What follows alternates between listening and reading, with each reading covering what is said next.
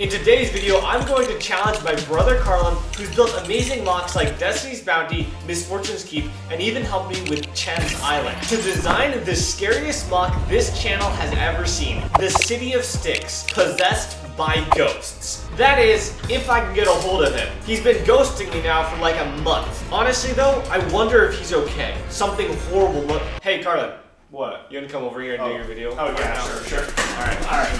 Possession is one of the coolest series of Ninjago. It's got great characters, an amazing story, and a ton of cool sets to go along with it. And one of the best of those was the City of Stiix. So today I'm going to take the concept of the City of Stiix and combine it with the building style of Ninjago City. At the very end of the season, the City of Stiix gets attacked by the Preeminent, summoned by Moro from the Cursed Realm, and I want to build the city in that state. To start off with, I'm going to be building it as a normal, everyday city. To prepare for this, I looked at the instructions for a bunch of the Ninjago cities so I could get a feel for what their layout is. The footprint is going to be the same size as Ninjago City docks, so a 32 by 32 base plate plus a 32 by 16 base plate. So once I had figured out where the buildings were going to be, it was pretty easy to just tile off the water, add the little plants around. There are a few Easter eggs in there though. If you'll notice, there's a broken dock with some strangleweed coming up to grab Kai. Another big difference between this and the normal Ninjago cities is that the entire base layer of the floor is going to be wood instead of stone. This meant I had to use a ton of brown tiles to tile this off. In the show, the entire final battle takes place during a massive New Year's festival. So I had to add the table, loaded up with chicken, some salad, added a couple benches around there, and now it was time for the first couple new features. First two I built was a dock worker carrying a oar and a little boy carrying a lantern. Moving on from there, we're going to start work on the buildings. And the first building we're going to make is a blacksmith shop. I built it up using light nougat with black pillars to kind of contrast the warm brown color. Inside, I added the necessities, fireplace, a water bucket to cool off your weapons, and an anvil. The man working at the blacksmith shop might be Thor's other adopted brother. I don't know. He is worthy to carry Mjolnir. The next building we started on across the street was a little music shop. For this building, I decided on a sand green color with snot-built windows. And the roof for this building, it uses brickhead glasses for the shingles. It produces a fun effect that was a challenge to get right, but I think very rewarding. Then I decorated the interior. Here's where I decided to also start building up a second layer of walkways. You see, normal Ninjago cities have 2 levels. I still wanted this to connect up to that level. So I started here by adding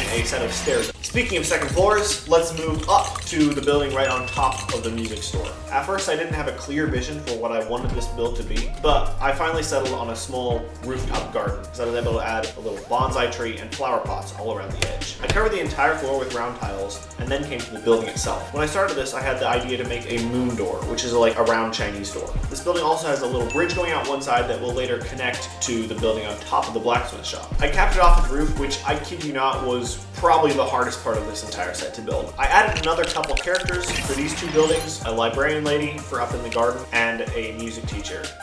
To make this City of Stiix kind of unique, I added a windmill to this next section. Most of this area was just a walkway, so it wasn't too hard to build, but it did leave a massive gap between it and the blacksmith shop, which I was able to use as storage for something you'll see later. The windmill was fun to build. It was simple, but it did the trick and really matched the look of the rest of the city. This is actually where I went back down to the base of the city and added a pillar coming up to support this walkway, which lines up exactly with the second level of Ninjago City. I added a little awning over the walkway at this point, and for the roof I used a bunch of little 1x1 tiles in different shades of blue. Next we come to the star of the show, Ronan's pawn shop. Now it being Ronan's pawn shop, we have to add a whole bunch of things that he's stolen. All of these things are actually references to the actual show. You've got the Flame Blade trophy, a Stone Warrior helmet, a Jade Blade, a giant organ, which tries to choke Jay, and my favorite detail of all, which is the teapot Tyrant sitting on his desk. And right in the middle of the room is a small pedestal with the realm crystal on it, for reasons you'll see later. He does have a sink in there though that's leaking dirty water out into the canal behind it. I don't know what possessed me to put that in there.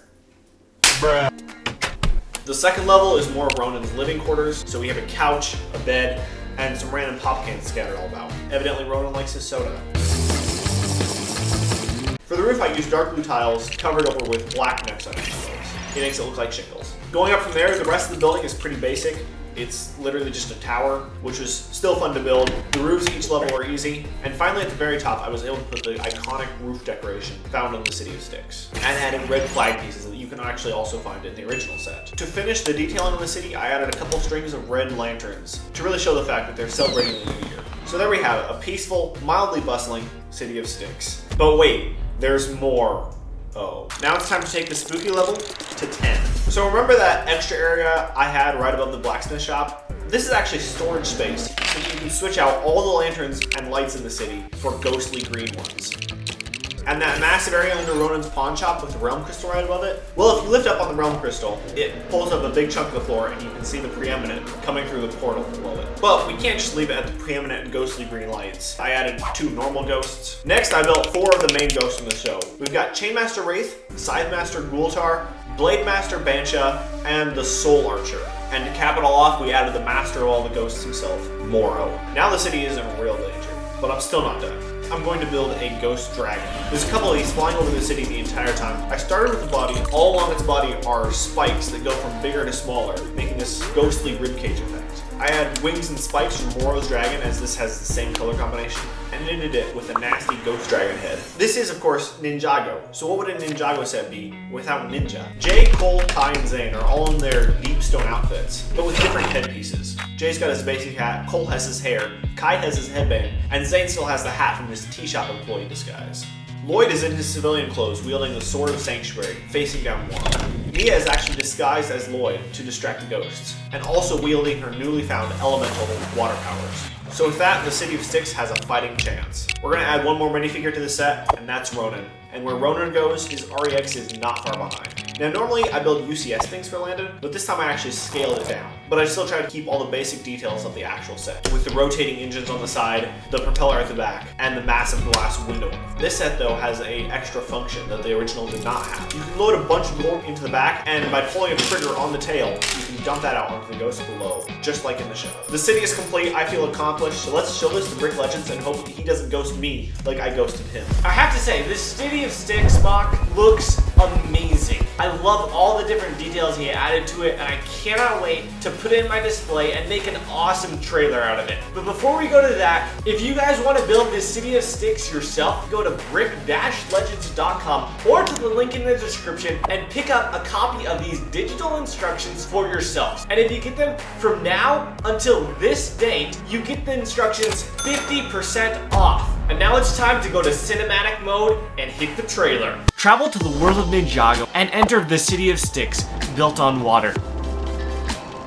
The citizens of Stiix are enjoying a peaceful day when suddenly ghosts attack from all directions, surrounding the city and engulfing it with dangerous ghosts.